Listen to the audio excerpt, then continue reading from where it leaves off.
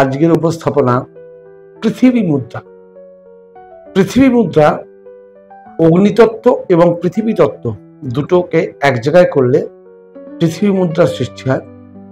পৃথিবী মুদ্রা তারাই করবে যাদের শরীরে হাড়ে বা মাংসপেশিতে কোনো সমস্যা আছে বা হাড়কে শক্ত করতে চায়।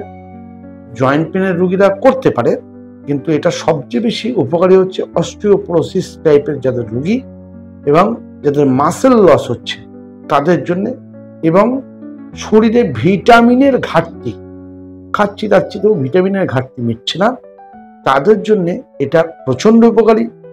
প্রতিদিন নিয়মিত যদি 30 মিনিট অভ্যাস করা হয় তাহলে পৃথিবী মুদ্রার অলৌকিক লাভ একবার প্রত্যেকে অনুরোধ করব, প্রয়োগ অভ্যাস করে দেখুন।